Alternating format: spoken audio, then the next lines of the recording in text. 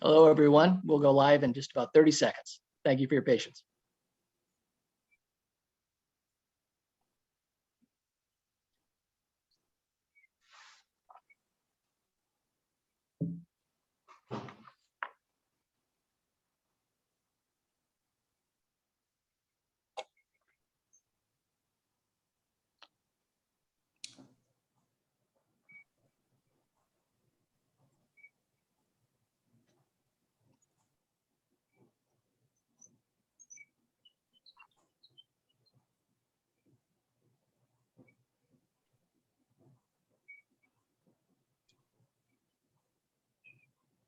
Well, hello, everyone. We'll go ahead and get started. My name is Tim Walsh. I serve as a managing director within Huron's higher education consulting practice and the leader of a small group within that practice that focuses on issues related to intercollegiate athletics. It's my pleasure to welcome you to today's event and to facilitate our discussion over the next hour. We had nearly 1,000 registrants for this event, so apparently interest remains quite high with respect to intercollegiate athletics. And many people are either aware of or intrigued by many of the challenges facing that industry at the moment. Of course, as we talk about the challenges in athletics, we don't want to lose sight of the strategic importance of athletic programs for many of the colleges and universities in which those athletic programs reside in terms of visibility, alumni engagement, the student experience, and fundraising. We also don't want to lose sight of the potential serious risks to those institutions from some of the issues that we're going to talk about today. That, I assume, is why we have many of our registered audience members who are university executives and board members, in addition to athletics-related personnel. We are very fortunate to have on our panel today 5 highly respected leaders from the field of higher education and specifically intercollegiate athletics. I will introduce each of them very briefly in the interest of time, but please know that a full bio on each of our panelists is readily available online. Our panel includes Ms. Zandy Barbour, Vice President for Intercollegiate Athletics at Penn State University, Mr. Bob Bowlesby, Commissioner of the Big 12 Conference, Mr. Jim Delaney, former Commissioner of the Big 10 Conference, Dr. Donde Plowman, Chancellor of the University of Tennessee at Knoxville, and Mr. Stan Wilcox, Executive Vice President for Regulatory Affairs at the NCAA. While each of these panelists obviously has one or more prominent affiliations to the field of higher education, for purposes of this discussion, we are seeking their perspectives on the industry generally, rather than their specific institution, conference, or association. Panelists, we thank you in advance for the wisdom and perspectives that you will share with the audience. Now let's get right to the topics of interest and some questions. We will incidentally field questions from the audience, time permitting, later in the program. So please feel free to type them into the chat at any time and we will address as many as possible. It feels like there are countless numbers of risks and uncertainties currently pressing on leaders within intercollegiate athletics, as well as on the colleges, universities, and other organizations associated with them. Some of those pressures and uncertainties are new, and some of them have been evolving over many years. The prominent examples include state and now potentially federal regulation related to name, image, and likeness, antitrust and governance concerns, student athlete welfare, mounting financial pressures at many institutions and the resulting implications on the competitive environment, proposed and enacted program reductions at certain schools, rumors of further conference realignment, and of course, just this week, gender equity concerns, even at the highest levels of competition and visibility for the industry. Given that rather daunting list of issues, and frankly, that list could have been much, much longer if we had more time. My first question is, what would you highlight as the most urgent 1 or 2 issues in terms of potential impact on the future of intercollegiate athletics? And what might some of the more extreme scenarios look like for the industry, depending on the resolution of those issues? I'm going to start with Mr. Bowlesby, please. Well, it's certainly a time when all of us are under siege for a variety of different reasons. There can be no question that we're playing defense on many fronts. I think it also comes at a time when higher education is under pressure. Some of the weaknesses in the intercollegiate athletics environment and in higher education have been magnified during the pandemic. There are also some things that haven't changed about athletics over the years. There was a 1929 Carnegie Foundation study of intercollegiate athletics. And what they found at that time was that coaches' salaries were too high. Student athletes in some measure were not real students, and that the presidents needed to get charge of it. So the more things change, the more they stay the same. But I think it's real to say that higher ed, for the first time ever, it has less than a 50% approval rating among the general population.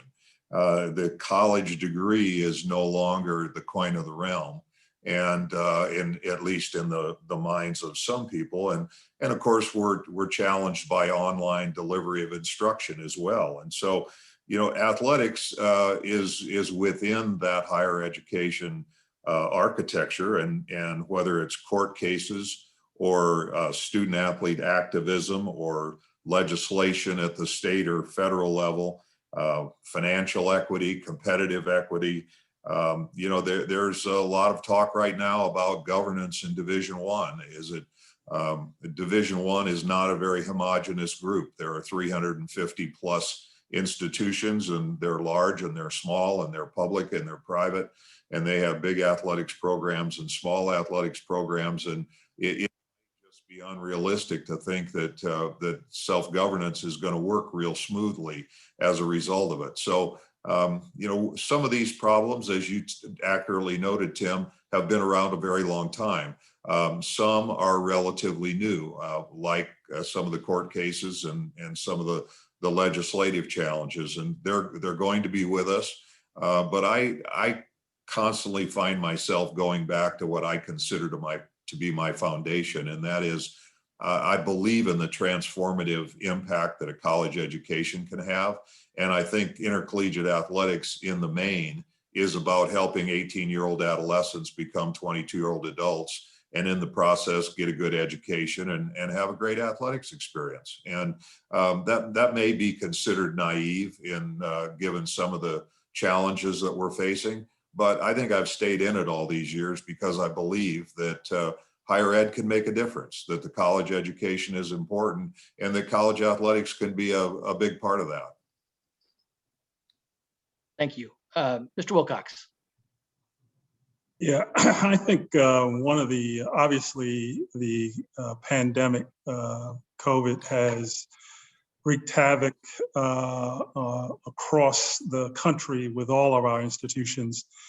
And obviously with athletics being part of the university, athletics has been also hit pretty hard here. And so as prior to the pandemic, the really big issue in my mind was how we were going to deal with the overall name, image, and likeness issue, because of the fact that we had several, almost more than half the states with different pieces of legislation being brought forth and adopted, and they all weren't the same. How are we going to deal with that moving forward within a collegiate athletic, within the collegiate athletic world, to keep collegiate athletic intact? And then along comes the pandemic, which, you know, adds on top of that financial issues and problems across the board for every institution, and everybody had to go through the process of reconciling their budgets and laying off people and having people retire. And the other big thing that comes out of this is sustainability of Olympic sports, because a number of institutions, in order to balance and make their budgets, we're starting to look at cutting back sports. But the way college athletics will look in the future after the government puts out its plan or adopts some kind of name, image, and likeness bill, which has been expanded with some of these senators' bills that goes beyond name, image, and likeness and starts getting into issues of student athletes' bill of rights. You know, we have to really figure out, well, how are we going to incorporate all of that into collegiate athletics and the way we know it? We've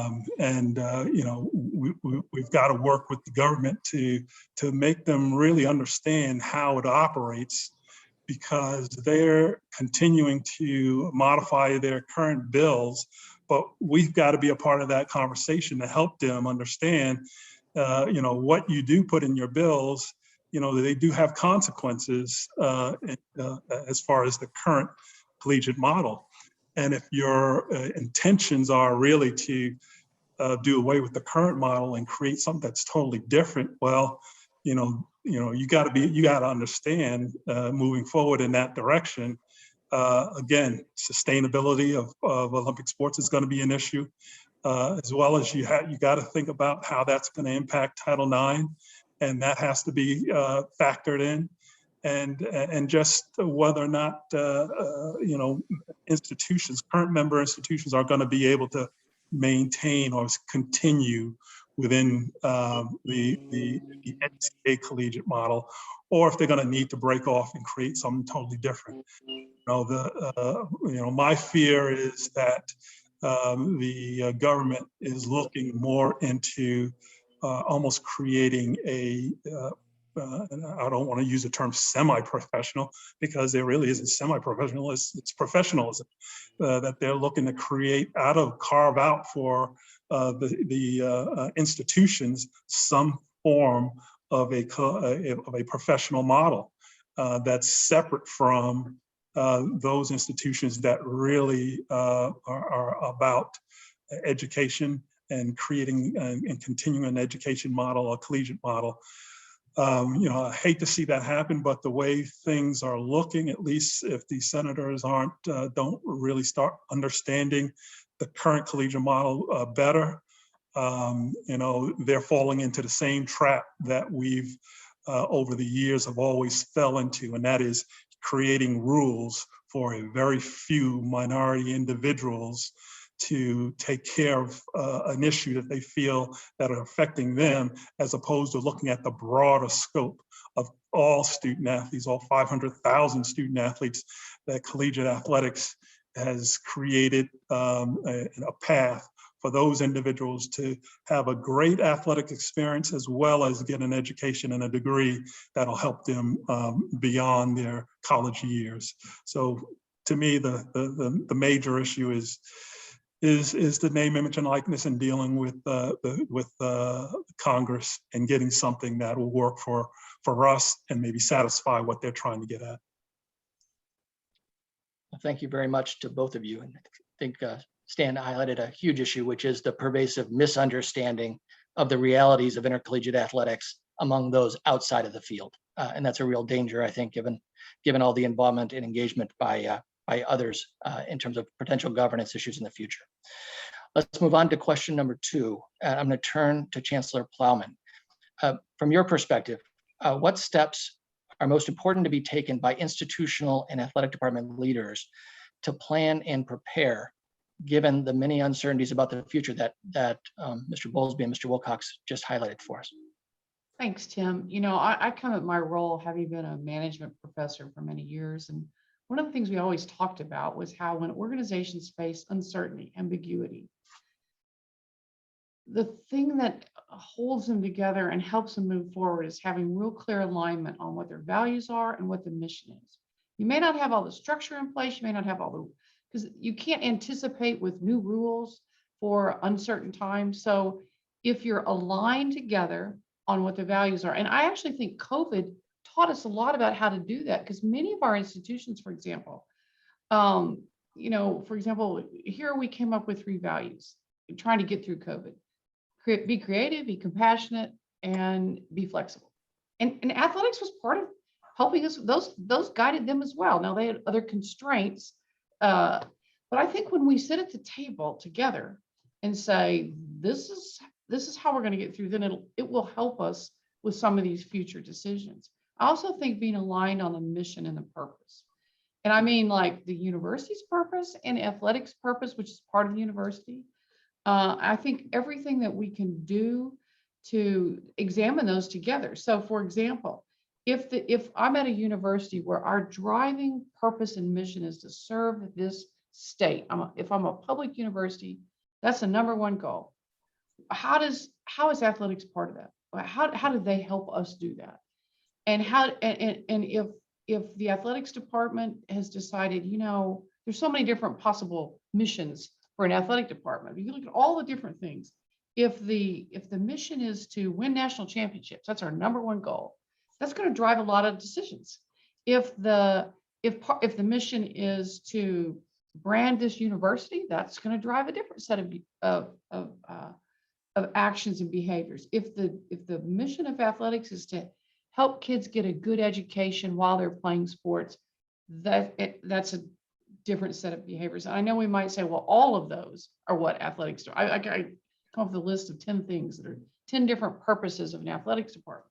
But I think the leadership can show that alignment. I mean, it has to be there, it has to be real, but things that we do together. So the chancellor and the athletic director using some of the same language, being at the same table together, decision-making table together, so trying to minimize there's athletics over there across the street in that big building, and here's all the rest of us over here. No, the athletics director is part of the cabinet. The academic folks in athletic are part of the provost operation. The more we can do to be one university, one brand, one mission. And so I just think there are a lot of things that the chancellor, the president, whatever the title is, and the AD can do to not only be in alignment, but symbolize that alignment. Then that doesn't answer the question of like, well, what are we going to do when NIL gets resolved? But it will be easier to resolve those things because we're a unified force and we agree on what we're about. And so that would be my response to that question. I'd love to hear what other people have to say about it. Very good. Mr. Delaney, please. Yeah, I agree with Donde in many ways. I spent a decade working with public regional universities in Tennessee, Kentucky, and Ohio, and they had a particular mission of access, and they serve part of the state, but the sports also allowed them to broaden their impact beyond the state, whether it was through the NCAA tournament or the 1AA playoff.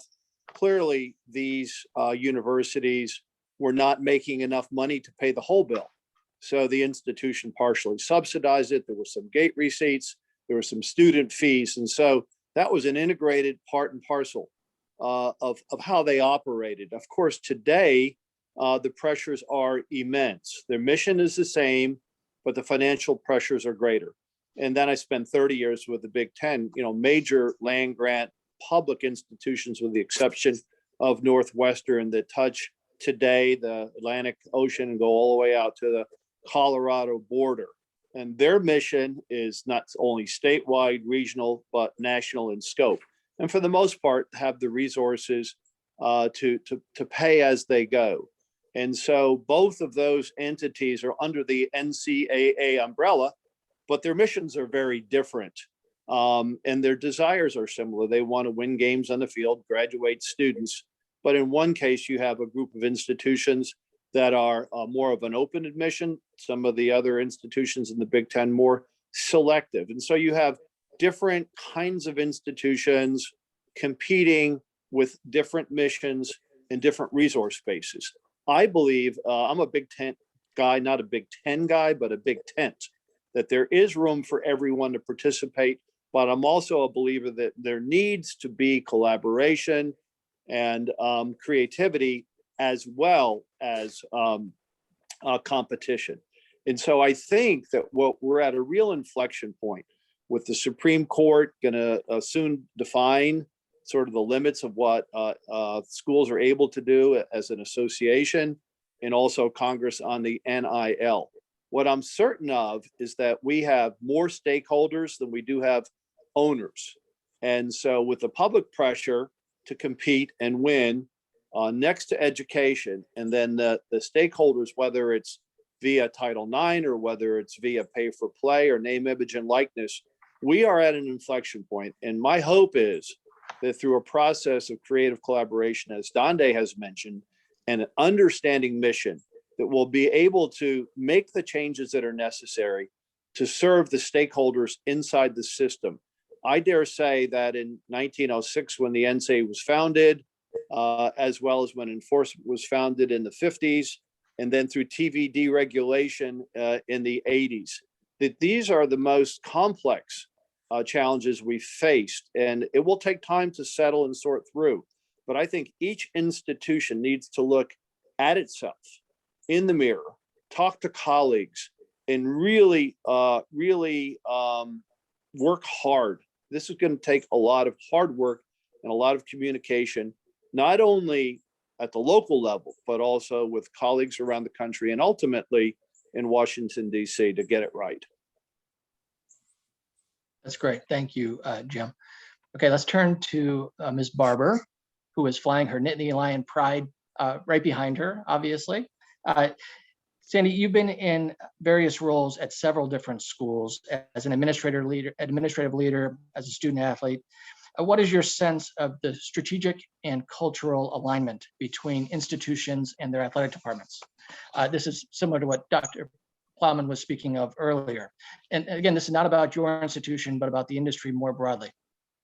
Yeah, and it does feed really nicely into what my panel colleagues here have talked about in some of the previous questions. I mean, that alignment word is one we hear a lot, and not just about college athletics and not just about education. I mean, alignment is important in business and all kinds of enterprises, and it's really about those values and priorities that the Chancellor Plowman was talking about. It's about that all campus entities are aligned around what the values are, what the priorities are, and campuses are complicated entities, and my answer to that is because of the large number of stakeholders that Jim was talking about. Not only the large number, but the variety. They're almost in their own categories as opposed to being many of them being related. We also have as campuses, as it relates directly to alignment, the issue of shared governance. And obviously that's an interesting and a complicated concept. I've worked at 6 different institutions as both a coach and an administrator at a number of different levels. I won't say over how many years. That would be a giveaway right there. But it's worked differently at each of my 6 institutions, but at its core, it's got to be about a shared understanding of values. And as it relates to intercollegiate athletics, that really goes back to Bob's comment about that transformative experience. And far too often, I hear it be about the transformative experience for whatever the number of student athletes is. I've been at places that's been 300. At Penn State, it's 800, approaching 900. But I think that really cuts. That doesn't give intercollegiate athletics its due as it relates to. Certainly, there's that direct transformative experience for student athletes, but it's also about other students across campus, whether they be in the band, whether they be cheer and dance, whether they are doing an internship with the athletic department, whether they're in your College of Business or your School of Law, and they have an opportunity because they have an interest in sport or in athletics. So I think we've really got to broaden that definition for there to be an understanding of the value to students.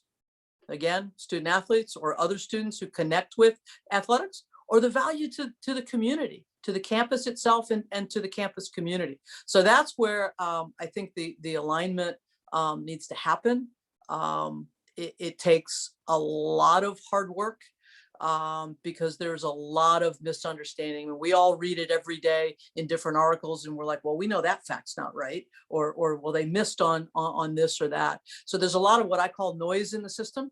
And wherever you start, you start the alignment, whether you start it with the president or the chancellor, or you start it with the board, that alignment has got to be created through a common set of values and a common understanding of what the facts are. And it's complicated with athletics by the fact that passion and emotion and that competitive system are involved. And that can sometimes be fluid, depending on the particular situation or the particular issue.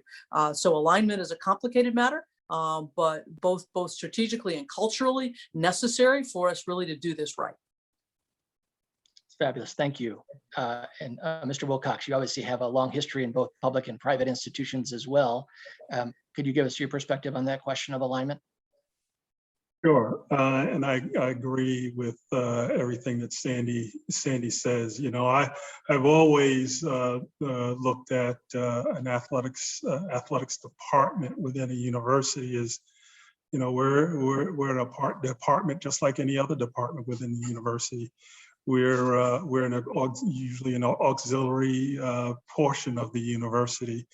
And therefore, anything that we do within the athletics department needs to be in alignment with all the policies, procedures of the university that all the other departments are required to follow, et cetera. One of the things that I do find somewhat unique, as I would say, with the athletics department is because the student athletes that we serve within that department, you know, what's unique about it is the fact that you're trying to create the best possible student athlete experience you can. For those athletes within your department, but at the same time, you also have to make sure that they understand that how they need to be in alignment with the university. Meaning, you're coming to this university to participate in athletics at the highest level, in a lot of cases, at least at the schools that I've been at.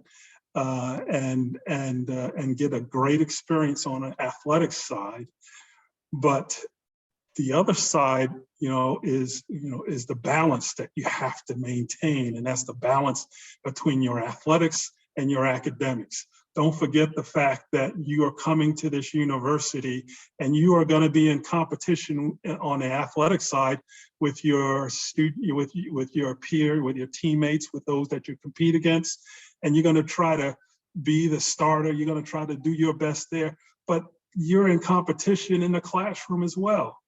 And that gets lost a lot, particularly at the highest level, because those student athletes coming there are looking to try to get to the next level. And they forget about the fact that when they go into the classroom, they're in competition with the regular student that's there as well. They're trying to be the best in their class. They want to be, top 10%, top 5%. They want to be valedictorian, et cetera. Student athletes need to take that same mentality on and not forget about that. They have to compete just as hard in the classroom as they compete on the playing field. And that's a message that I always send to our student athletes, because they forget about the fact that the real mission, the real thing, you're here to get an education. You're not here to be a professional athlete. And the university's mission is to bring in students to develop them as much as they can academically, so that they can go out into the rest of the world and have great jobs and do great things. As the NCAA commercial says, X number of student athletes will not go on professionally, but they will go on to regular lives. And that's the thing, that's the message I think that gets lost sometimes at the highest level. They have to understand that, to be in alignment with the university, you are a student and you have to put as much as you're gonna put in your academic and your athletics. You wanna put that in your academics. The more that message can get brought to our student athletes, the better positions that I think we'll be in overall and in the future. But unfortunately, we have we have outside forces that just look at us and say, certain levels should be professional, and that to me, that's not right, because it's about getting an education. That's what's going to stay with you for the rest of your life, not your athletics career. Very good. Thank you very much for that answer. Let's change direction a little bit and focus more specifically on one of the risks that we highlighted earlier, and that's the financial sustainability of intercollegiate athletics right now and the sustainability of the competitive model. Mr. Bowlesby, I'll turn back to you. What is your perspective on the overall sustainability of the broad-based model for Division I intercollegiate athletic programs, either in a financial sense or a competitive sense? Well, I could answer the question from my current seat, and it would have one set of characteristics. Like Jim, I spent time at a mid-major regional university, and for those individuals, the answer might be quite different. Jim and I were both involved in an initiative in, I guess, 2012 or 13, in which we developed what was called the Covenant with the 21st Century Division I student athlete. And it really was the beginning of the autonomy movement, because increasingly institutions like the ones in the Big Ten or in the Big 12 were limited in being able to address the needs of our student athletes. We've had lots and lots of discussions, and we've made tremendous progress in gender equity and Title IX over the years. But we could improve the number of teams that were competing for the women's basketball championship simply by reducing scholarship numbers and putting some of the players that are sitting on the benches at prominent programs on some of the other benches. When we went from unlimited to 120 to 105 to 95 to 85 with football scholarships, an awful lot more institutions were able to compete, and the distribution of players was broader. But we find ourselves so frequently now at odds with our own stated objectives. And I think Chancellor Plowman's comments were right on target. I think the clarity of our focus and the clarity of our values, oftentimes we're pretty good at enunciating what they are, but we're not very effective at adhering to them. We find there to be expediencies that get us off of the trail. The time demands is a good example of how we find ourselves challenging our own sustainability, because we say that we have a 20-hour limitation on the student athlete's participation, and we all know that many student athletes are putting in 50 or 60 hours a week while they're in season. Those kinds of inconsistencies we have to be held accountable for. We have to put our money where our mouth is. And when we start talking about sustainability, it's really a question of who you ask. What sustains a mid-major is very different than what sustains programs at the highest level. For us, we're like the alcoholic that has enough money to buy their drinks. We can afford what it is that we spend, and so our model is sustainable. I've been hearing that the Division I financial model is unsustainable for 30 years. And have lived through lots of iterations of trying to save money, that ultimately the day after the proposals are adopted, we all go about the process of trying to circumvent them. And so the extent to which we state our values and then are inconsistent with those values, I think we have to be held accountable for those things. We also have to understand that there are legitimate differences in what works for Siena and what works for Northwestern, and what is a very viable solution for one set of schools is an honest and reasonable disagreement with another set of schools. And so I think that really goes to the essence of sustainability. You look at Division I governance. Is it reasonable to think that small privates with 3,500 students and no graduate programs can be governed by the same set of rules that the University of Texas is, with something approaching 50,000 students and multiple professional schools, and you know, they're different scope, they're different mission. In some measure, they're different values. They're certainly different geographics. And so I think, you know, that sustainability is largely a matter of who you ask. And I think it's going to continue to be that way because there are legitimate differences among our institutions. And I think that really is the question we have to ask ourselves is, can you expect 350 institutions with disparate characteristics to functionally come with good outcomes? I think that's the key question of sustainability. Very good. Ms. Barbour, would you please add to that? Yeah, I certainly agree with Bob's main point there, that it looks differently. It looks different at each institution, whether you want to call it sustainability or whether you want to call it how each institution defines success around intercollegiate athletics. I mean, we have intercollegiate programs that are from, you know, a small number of programs to, you know, at Penn State, we've got 31. And it comes back to, I hate to continue to be a broken record, but it comes back to, you know, what are our values? What are we as a campus or any given campus looking to, what's the objective of having an intercollegiate athletics program?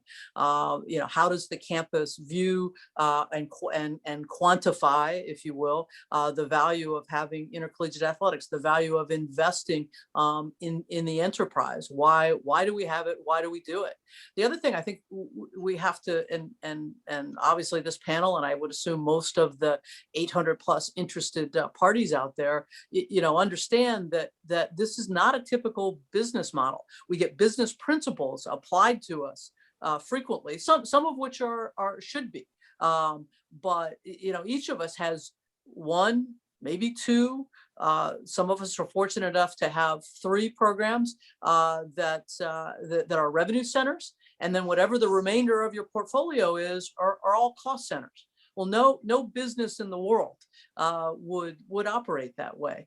So I think there's certainly there needs to be that understanding. And part of having that understanding, I think, is to really have a true understanding of, have an economic analysis of the value that intercollegiate athletics brings to a campus, not just a straightforward P&L, not just a financial, not just your balance sheet, you know, but what are the true costs of intercollegiate athletics to the system? What are the true revenues? What are the contributions to the program? I mean, you know, one of those places is around tuition, and I think this is one of the challenges that we're headed for, whether it's the impacts of COVID or whether it's the college age population, either across the country or in our states, and what our campuses might be looking at as they relate to enrollments and driving tuition. And certainly I think athletics at many universities, again, it's different everywhere, but athletics can certainly be enrollment drivers, can be tuition drivers to varying different degrees. And I think as we looked at the cost of these programs and are they sustainable, and this is not even to talk about the relationship with our Olympic programs, and you know, are those, if you look at your alumni student athletes, who are the ones that make substantial gifts down the road? Is it your revenue sports student athletes, or is it your Olympic sport student athletes? But let's take that away. You know, even look at today, what are the revenues, tuition revenues, that are coming from, number one, your athletic scholarships. Now, at some places that's a paper transaction. So that's actually not real revenue. Obviously, that's part of the economic analysis. What are your partial scholarship student athletes bringing to the table from incremental tuition revenue? And then obviously your walk-ons. So there are a number of different ways of looking at it, but I do think it rests with, number one, values. Why do you have athletics? What is the value? What is it you're trying to accomplish? And then secondly, a true economic analysis of what is the cost of athletics as opposed to just a balance sheet. Yeah, I think everybody involved with college athletics knows how complicated that economic analysis is, because it just varies so much from institution to institution, as Mr. Bowlesby was referring to just before you. So I want to turn back to Chancellor Plowman. Given all the context that we've been discussing over the last 40 minutes or so, I'm interested in your perspective on the 2 or 3 things that top university executives and trustees really have to know about intercollegiate athletics in this new age of uncertainty. So think about a new chancellor or a new president or a new trustee. What are the key points that you think they need to keep in mind as they begin to grapple with their new responsibilities of oversight? I'm going to take a slightly different twist with that question. There's 2 things. I think, what would the world be like if we looked at our student athletes as the next serious leaders in our country? We talk a lot about those that are going to go pro, and some of them will. But what if we thought of them? They have learned so much, and COVID taught me this. They, on our campus and most campuses, were the leaders with adapting our behavior. They came back first. They wore the mask. They adhered to the protocol. They led in that way. And what if we thought about our student athletes as the next city council people, the next people who are going to run for the school board, they have learned so much here about leadership, teamwork, about racial, equality, inequality. They have modeled inclusive excellence, I think, in so many ways. So I would like to encourage leadership to see these student athletes, as well as so many of our other students on campus, but as the next generation of leaders we desperately need. And what if we put emphasis around that? They've learned it. They're capable. They're ready. I'd like to think about that as a different frame for thinking about athletics. The second thing I do think is that for those of us in leadership, these executive positions, that I'm going to reiterate what I said before. We learned it through COVID. Athletics was at the table with us, their leadership, in trying to figure out how to get through this. Operational details, strategic decisions. And that's a model for going forward. We are this university. And so thinking about this shared values and shared mission and clarity around what our mission is, neither the academic side of the house can be all things to all people. And the same is true of athletic departments. And so to me, really focusing in on our coaches, our athletic directors, our leaders of this campus, just as our department heads and our deans and our vice chancellors are. And we are the people's university of the state, those of us that are the public universities. And we do represent a lot of stakeholders, each of which thinks they have a right to input and say about what we do. And it's a complex beast, but I think continuing to think about one set of leaders as opposed to us and them, I think is important. Very good. Thank you very much. Mr. Delaney. Yes, so I've got sort of 2 anecdotes for leaders and participants at times like this. One is that we are in a tremendous period of uncertainty and pressure and complexity. And, when I was an 18-year-old student and when I graduated from law school, there was 7 years there. That was 1966 to 1973. And it included an incredible amount of divisiveness on the war, in urban America in terms of equality, in terms of governance with Watergate. And, there was a lot of pressure on young people and there was a lot of pressure on institutional leaders. But the truth is, at the end of the day, we were a better place in the later 70s than we were in the early 60s. And I think that, pressure on coal produces diamonds, pressure on young people and leaders produces better leaders. And I think there's a real opportunity for us here if we stay focused and are willing to embrace change. So, shared governance may be great on campuses and to some extent in conference governance, but I do think we're going to need a more disciplined national public-private trust. I don't know if that's inside NCAA, outside NCAA, with government help or otherwise, but we need to protect the very basics in terms of education and opportunity and different kinds of equity. And if I'm an onboarding president or chancellor, I think the first thing that has to happen is to look in the mirror and look honestly about the financial circumstances, the subsidies, desires to compete, and also look at athletics in a way, because there are certain functions in athletics that go right to the core of the institution. And those are around academics, it's around medical care, it's around admissions. And they really need to make sure that they're familiar with how those functions play out and how there's appropriate controls. So I do believe that I'm an optimist in the longer term. In the shorter term, there'll be great complexity. But I do believe that when institutions, conferences, national organizations, and national governance go through hard times, that they have the potential to reinvent themselves in a way that makes the initial mission description more alive, more vibrant, and more successful. So I think if I'm a new president, I'm wanting to get really connected to what is at the core of the athletic connection with the institution. And if I'm looking at it more globally, I think we have many, many opportunities here to do better than perhaps the model has allowed in an evolutionary way. Very good. Thank you, Jim. Okay, let's turn to some of the questions from our audience. We do have a number of them, so I'm afraid we won't be able to address them all, but I will pick out a few. And let's go back to where we started with our panelists. Mr. Bowlesby, to please handle this first one.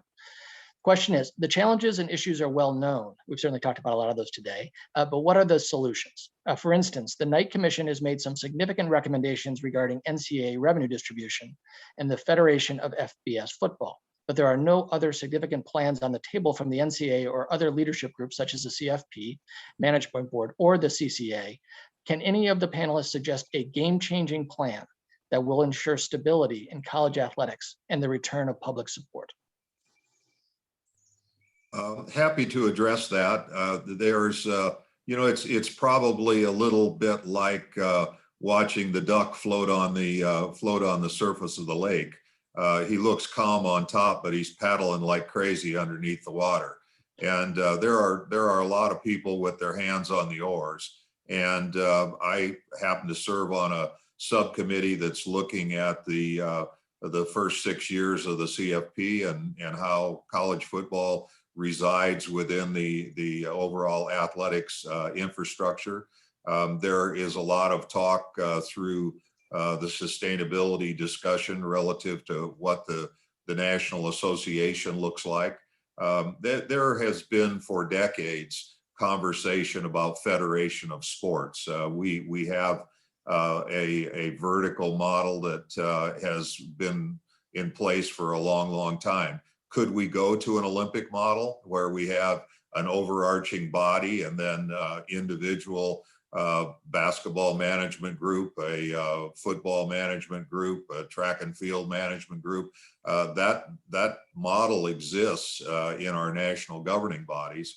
It hasn't been the tradition of college athletics, but for all the reasons that the other panelists have noted, I think we have some deeply entrenched issues. We have some relatively new issues. We have some that are going to be relatively long-term. And I think it's a good time to take a look at alternate structures. And that doesn't necessarily mean alternate structures with the National Association, but alternate structures as to how we govern and how we manage and how we afford compliance with the rules and how we go about interfacing with the stakeholders. You know, that what we are finding out now with the multitude of challenges that have been mentioned throughout the call is that you know, we can articulate our values, but our values, while clarified, may not be the values of those that we're trying to serve, and there may be those that disagree with what we state. And you know, I think that therein lies an opportunity for movement forward. It's a fair question to ask. I think, you know, that it's the coaching salaries are something that has always been the soft underbelly of college athletics, and it continues to be. Commissioners make a lot of money too, and that should be probably questioned right along with it. The question I have about coaching salaries is, where do they stop? We're going to have a $5 million coordinator in football one of these days. We're going to have $10 million, 8-figure head coaches.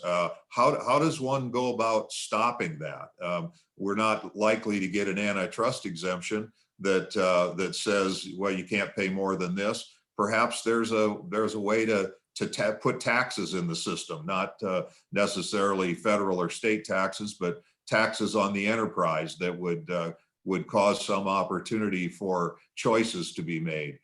It's a time when we ought to be thinking about what would be considered unconventional approaches in the past. I don't think necessarily sequestering one sport from all others is the way to approach that, but I do think it's a time that we ought to be open-minded about trying to look for new ways to solve old problems. I'd like to comment on that. I'm out of it now in terms of having any responsibility. So advice and thoughts, you know, flow pretty easily.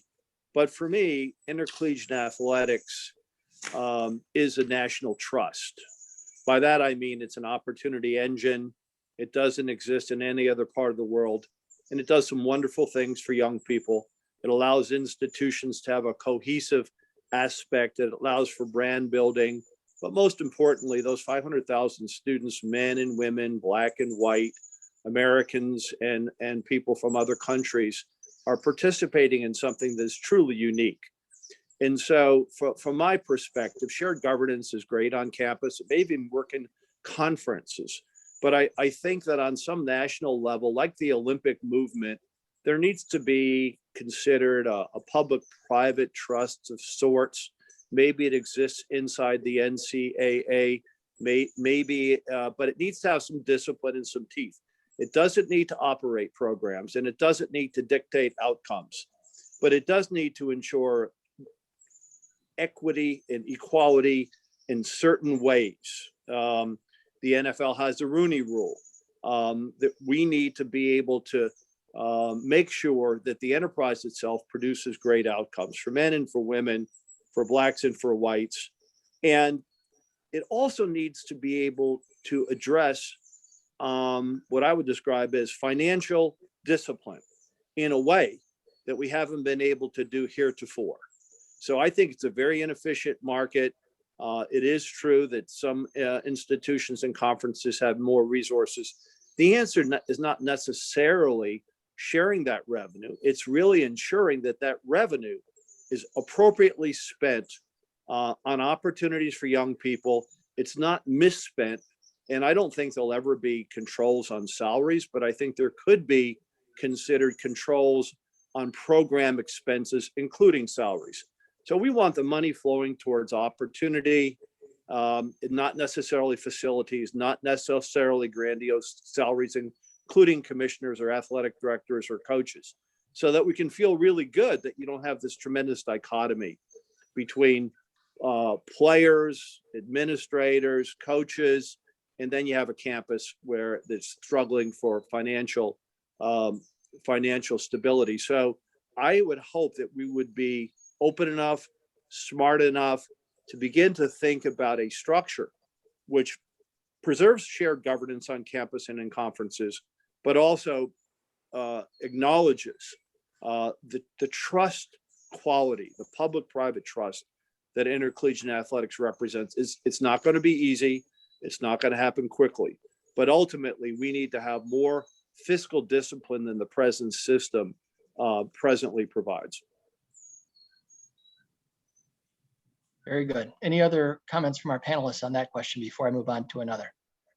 I would just mention one other thing along the lines of what Jim is talking about. It seems to me that yeah, we need an entity that has the power to, similar to what the government created with the Securities and Exchange Commission.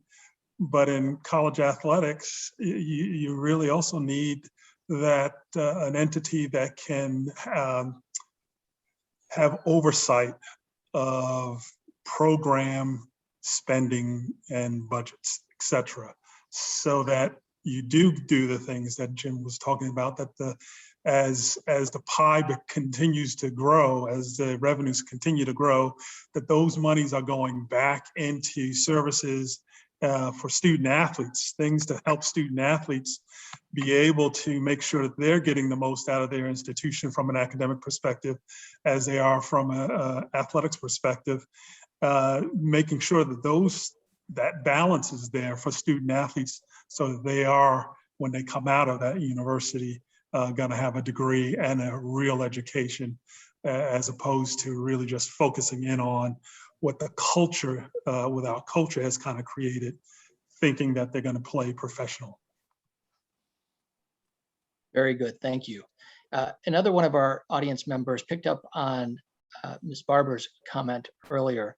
Why do you have athletics? And that institutions should be reflecting on that as they think about the future. Another sort of built upon that and asked a tougher question, so we can avoid being charged with only taking the softballs here. This is a tougher one. How do institutions justify 8-figure subsidies in many cases to their athletic programs when they're under so much public pressure about affordability of their educational mission to the students who want to attend their schools? I'll start with Mr. Wilcox, and then I'm coming to Chancellor Plowman just so she's warned. Oh, that's a tough question. And I guess I haven't really been at institutions where they've been subsidized very much.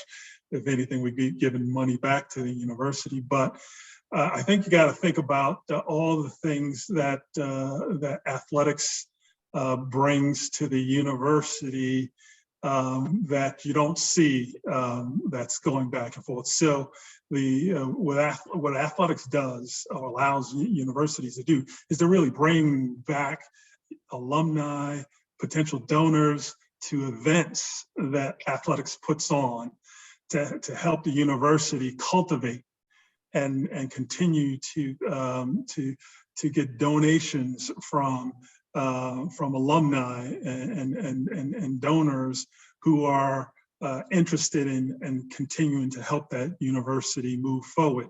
And that's something that I don't think we see. And that's why I do believe many universities want to make sure they have a big time athletics programs, because they're not just using it for just for athletics. They're using it for cultivating individuals, to bring them back to campus, to show them all the other things that are going on campus that they can help that university in moving forward.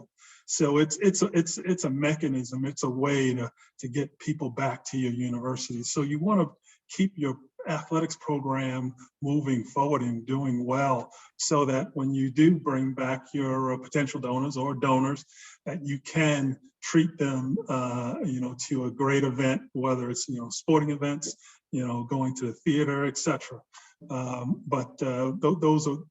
That's at least in my mind right away one of the main things that I think about why you might subsidize and continue to provide monies to the athletics program. Thank you, sir. Chancellor Plowman?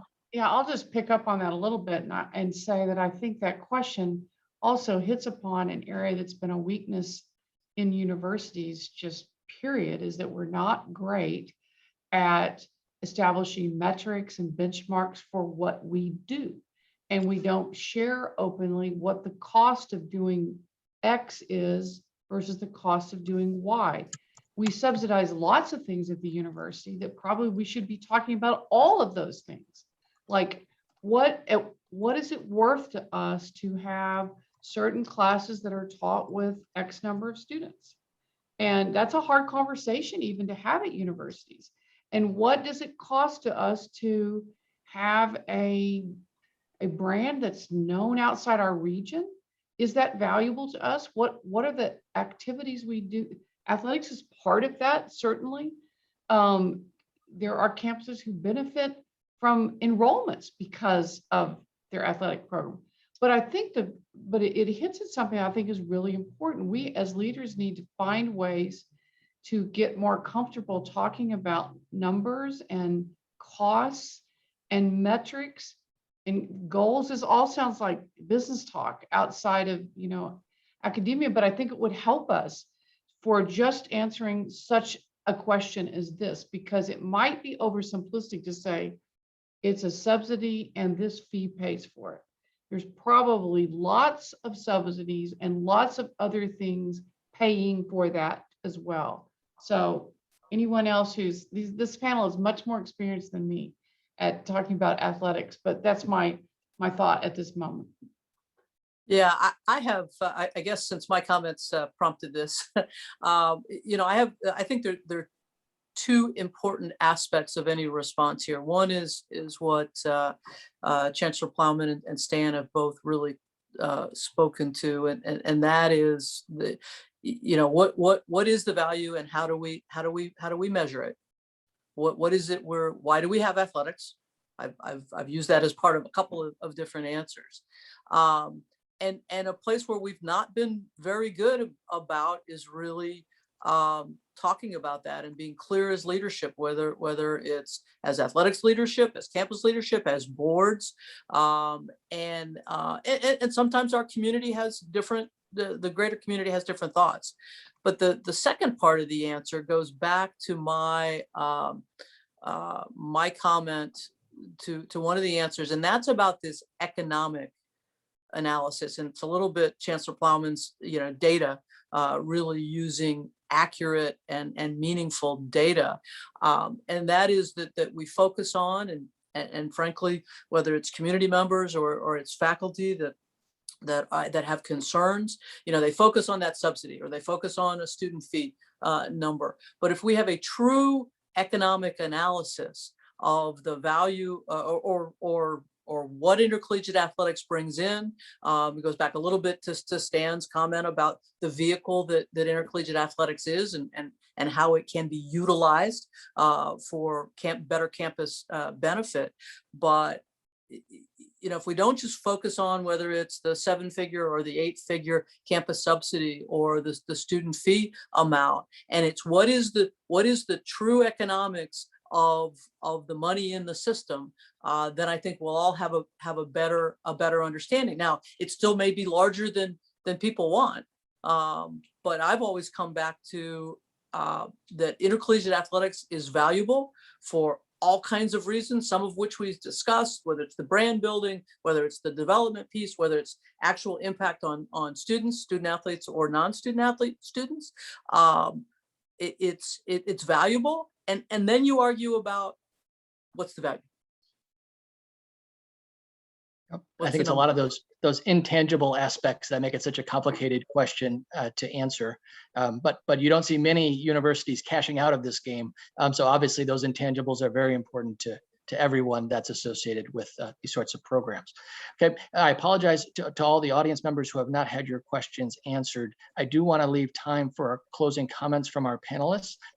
All of you provided amazing insights today, and we appreciate it. Any closing comments for our audience, please? Yeah, I just have one, and that's, several of us have commented that we're at a real inflection point. I think that's for a lot of reasons. where we are as a society economically, some of that based on COVID, where we are with NIL, where we are with other litigation. And I think, and this was the gist of probably a couple of the questions. And that's, I don't think we should lose the opportunity of this moment to make change. I think we have to be open to change. I think we have to be open to different. And I think we have to take advantage of this moment. Yeah, I agree with that. And I think the other thing I would add is to what Jim said earlier, and that is that the American collegiate athletics model only exists in this country. We not only create 85% of the US Olympic team in one way or another, but we create large percentages of Olympic teams all over the globe, from people who are sent here to study and to take advantage of the American collegiate model. And it's second to none in terms of development of fine athletes and great young people. And I think we have to be very careful not to listen too loudly to creating opportunities for a few, and at the same time taking away opportunities for the many. It has been very successful, and the college athletics enterprise is the second largest scholarship program in the history of our country, second only to the GI Bill. So it's something that has been extraordinarily impactful and has been extraordinarily successful over a very long period of time. And we ought to make sure that we keep the best elements of it and improve where necessary. I would just say that as some of our other panel members, I was a beneficiary of having gone through the collegiate model as a student athlete, later obviously as an administrator, athletics director, etc. And now we are, as Jim says, we're at an inflection point. The one thing I just hope and I truly believe is that, over the years, over the 30 plus years I've been involved in collegiate athletics, we've always found a way. We've always found a way to get through these really difficult issues and that we're faced with on almost a daily basis. That we've got to, and every time we have gotten through these issues, we've come out of it for the better. And it seems right now that there are just so many unbelievable issues that are facing us. I know that we're going to get through them. We're going to get on the other side and make it even better for those that are coming behind us. So collegiate athletics, I think, will continue to grow, continue to get better, and we'll figure out how to make it better for those student athletes that are coming through the system. I'll just add that I think that COVID showed us also how much we can change, how much we're capable of being agile and capable of considering outside the box ideas. It showed us how much we missed collegiate sports when we didn't have it. I went around and met with every team this year, just trying to find out how they're doing. And I would recommend that everybody do that every now and then, because it's a reminder of why we do what we do. And we do get caught up in talking about the noise surrounding some of the athletes, but it's a small number. And the larger number, I'm inspired by them. And we do have to make some changes. And I say that sitting inside universities and institutions that itself is struggling with change. But that's our job, is to try to push forward. So I thank you, Tim, and all for organizing this forum today. Yeah, I agree with Donde that the pandemic is a great metaphor to think about, because it came out of no place. we weren't prepared in many, many ways. We could have been prepared. We just weren't prepared. And there's enough blame to go around, but science rescued us in many ways. And eventually the local, the state, and the federal got us to a place where at least we could see light at the end of the tunnel.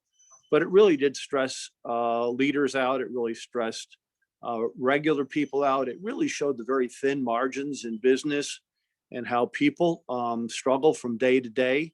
And sure, there are some deep pocketed corporations, but most corporations and most people were really stressed. We're seeing some of the subsequent pressures on young people who haven't been able to go to school.